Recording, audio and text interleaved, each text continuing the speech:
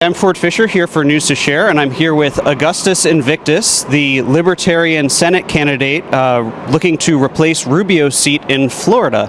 And so firstly, can you tell me, what is your platform? What does Rubio not have that you have? Well, there are several points of the platform, but I'd say the main three are ending the drug war, fixing the financial crisis, and implementing a non-interventionist foreign policy. As far as Rubio is concerned, I'd say the foreign policy bit's the most extreme divergence. He wants America to be the world's policeman, and I'm saying we shouldn't go to war unless it's directly affecting America's interests. And so you've made quite an appearance in the media based on a number of kind of oddball issues relative to how people perceive them. So specifically, your faith has been a point of contention almost with both the Libertarian Party and with the media as a whole. Do you want to talk about that, and specifically the goat incident, which everybody talks about in the media? Yeah, it's weird that libertarians would have a problem with someone's faith. You would think that the Libertarian Party would be the most open to alternative faiths. So my paganism has been an issue since day one. The former head of our party in Florida wanted me to get out of the party and start my own based on religious grounds. And he's tried to blackmail me a couple times before the whole scandal back in October to get out of the party or he's going to go to the media, and when I refused, he did. So that's about all there is to say about it. It was a huge scandal. Shouldn't have been, but people still take issue with it. Does your paganism inform your politics, or do you consider it an unrelated issue? I mean, my paganism is really central to my life. So I would say, to be honest, it does affect my politics. In the most relevant way, I'd say it has to do with virtue ethics. Paganism is largely based on virtue ethics, not divine command theory, as the Judeo-Christian tradition would say. So I think, at least in that respect, it greatly affects my political outlook, in that I think political leaders and citizens should strive for virtues of courage, of commitment and honor and dignity and the like. And do you want to clarify specifically what was that incident, and why did the media blow it out of proportion, in your opinion? The goat incident? Yeah, do you want to clarify that? Yeah, I walked from Orlando to the Mojave Desert back in the spring of 2013. I didn't expect to make it out alive. I am raised in the city, born in the suburbs. I'm not a wilderness guy. I'm not a survivalist. So I didn't expect to make it out of the desert. So when I did, I was pretty grateful for it, as I think most people would be. So when I got back to the East Coast, I sacrificed a goat in Thanksgiving, and that was that. The other interesting point about your faith, or that seems to be tied to your faith, is the polyamory, which was that you, and the interesting reason to bring that up is that recently Ted Cruz had a sex scandal where people are accusing him of having 5 mistresses. You put out a tweet that said you were impressed because he had more mistresses than you do. How many mistresses do you have, and do you think that's acceptable to Florida voters? Well, I'd have to give no comment on the number of mistresses I have, or their names, of course.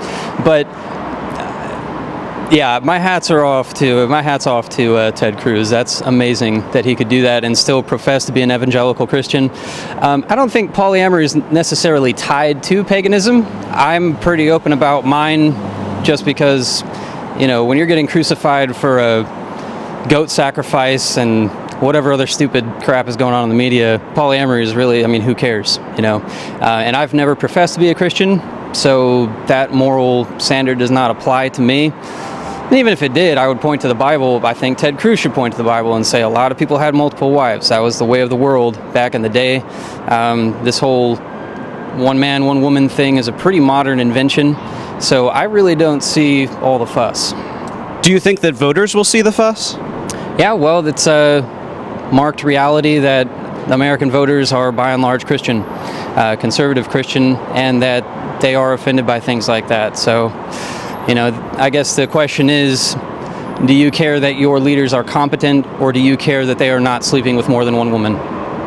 Interesting. And so, speaking of all of this response to your campaign, one of the notable things that's happened recently is that the Antifa, or anti-fascists, have protested against you. by doing so, they're basically claiming that you're a fascist, but you're running on the libertarian ticket, which at least theoretically should be the opposite of fascism. Do you have a response to that sort of criticism or accusation that you are a fascist, and what does the word mean to you? Yeah, I think a lot of the criticism of fascism goes to basically the aesthetic of the campaign. You know, our use of the eagle and the fasces. One person's pointed out that I use oratory instead of a conversational tone in speeches, and those are fair criticisms, but I mean, if you look at the platform, anybody can go to the campaign website, anybody can listen to the speeches on YouTube. I'm pretty much down the line libertarian, except for maybe one or two issues like immigration and maybe abortion, but otherwise all the platform is pretty standard libertarian stuff. Why do you think then that organizations like that target you as opposed to, say, Rand Paul, who seems basically in line with the positions you just laid out? Well, I think there are probably a lot more articles about me being a fascist than, Rand Paul, outright labeling me a fascist and explaining why. One is from the Hampton Institute, Shane Burley's articles. I think that has a lot to do with it.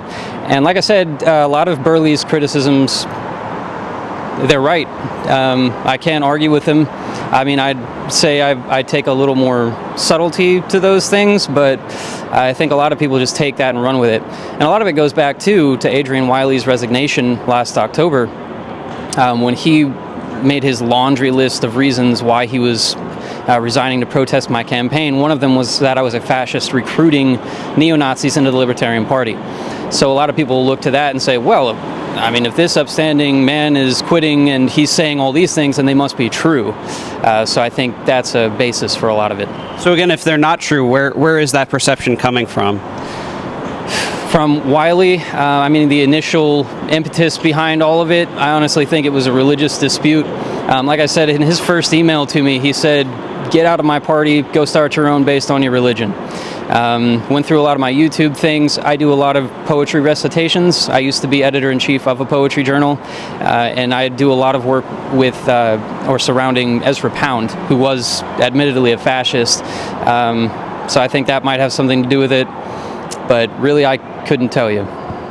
So let's assume that you get the Libertarian Party nomination, because at the moment it seems like you're running unopposed there. How do you appeal to a Republican voter to vote third party, and how do you appeal to a Democrat voter to vote third party? As far as the Republican side, I mean, it's no secret that a lot of libertarians are closet Republicans, or that they left the GOP because they were dissatisfied with it. So if you talk about less government, I think people will sign on. That sells itself. As far as the left, I'm not really aiming for that demographic. I think a lot of the infiltration of the Libertarian Party by the SJWs, by the Antifa themselves, by the far left individuals, I really don't want their vote, so I'm not going to try. So if you're taking votes away from, let's say it's about half, Republicans, Democrats, you're taking votes away from Republicans, you're not catering to Democrats, do you think that you can win? Win a general election? Or are you aiming to win, I guess I should say, whether or not it's practical? Well, I've entered the race aiming to win. Daily it becomes more dismal an opportunity, but you go in with a strategy and you follow it through to the end and see what happens. But at this point, just like in the Obama 2008 campaign, once you've chosen something, you stick with it. Damn the consequences. And at this point, I mean, things have been going well. As far as media attention, we've been doing splendidly.